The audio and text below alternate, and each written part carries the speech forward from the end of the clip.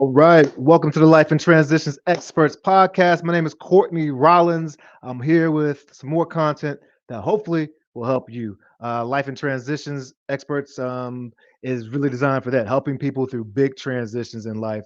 I wear many hats, but one of them is a real estate investor. And one of the ways that I find properties that fit my portfolio is by serving. From that Zig Ziglar school, you can get what you want if you help enough people get what they want. And quite often, I find that when someone is going through big transitions like an estate, a probate for an estate, or perhaps there's other distress like we're going to talk about today, tenants who aren't paying and they're trying to sell the property, or there's a plethora of other reasons why someone may have challenges and may need support. And I can sometimes provide viable solutions, whether that's me purchasing the property quickly for cash or helping them find other ways to get the most out of the property or even stabilizing it so they can keep it for themselves. It's really depends on the situation, but I try to give as much information as I can. I'm not an attorney. I'm not a financial advisor. I'm just someone who's sharing their experience. And as I share, hopefully it's helpful to folks. And yeah, so that's what we're doing here. So, one thing that's can be challenging, whether you inherited a property that has tenants in it, or perhaps you are someone who's wanted to be an investor and you found that your tenants are not paying and now you need to sell this property. And how do you sell a property when you have a tenant that's not paying? So we're going to take a look at that and see if we can come up with a couple of or several things to consider that may help you. So, one, make sure you go over and review the lease. Hopefully, you had a very tight lease at the beginning that states what the rent is, what the termination process is, what the eviction process is, if needed, making sure that it's legal and that everyone understands their rights and all. That's very crucial at the beginning. And it's crucial during this time period where you've decided that you're trying to sell it. So you need to know what the tenant's responsibilities are and what the tenant's rights are there. So I definitely review the lease agreement.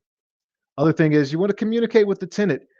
This can be very challenging sometimes, especially if it's become very contentious because they're not um, living up to their bargain. Of course, there's no such thing in the world as bad guys because, and so I'm sure that the tenant has a reason that they feel justified in or whatever that they're not making their payments.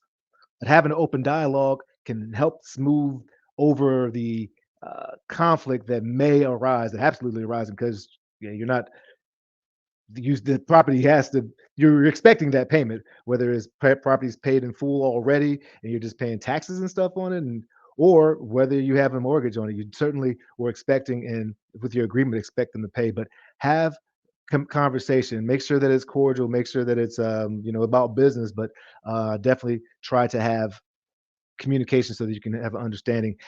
Again, check laws. I would not accept.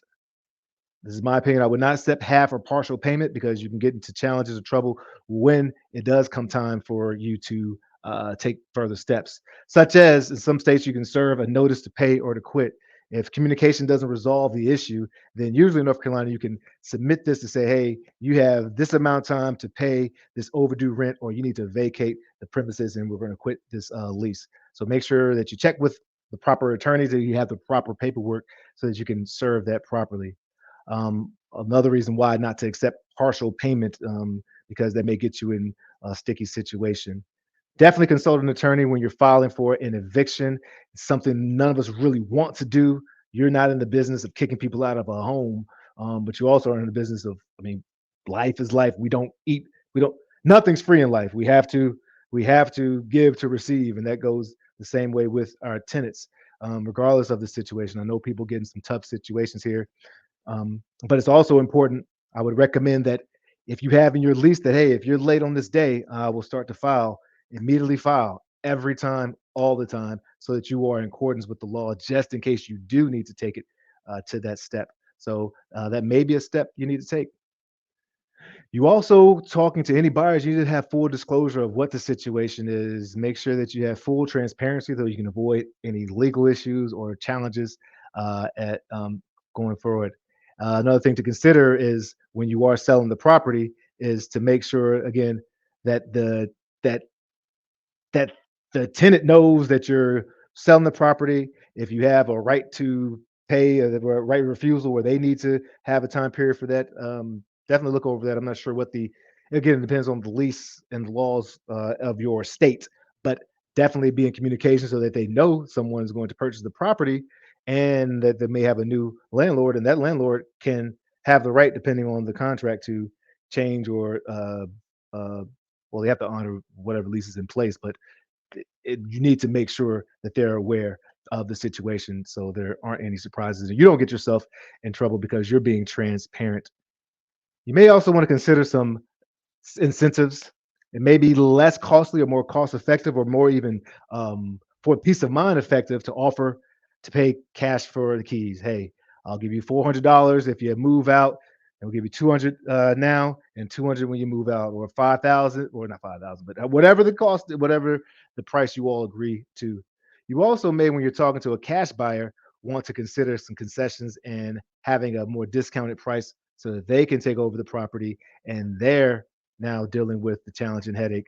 It all really depends on what if it's peace of mind that you're looking for, or what you're looking for. But with careful planning and open communication and following the law, you should be in a good place to be able to resecure and be able to sell the property.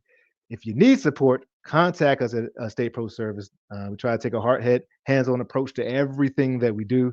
We know every situation is different, and it's important for us to be able to listen to the situation and then try to, use our head to come together for some type of solution and then get to work until that thing is resolved. All right. Until next time, this is the Life in Transitions Experts podcast. Uh-oh.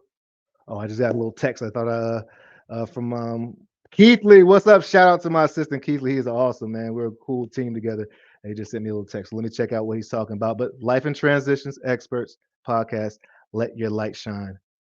Peace.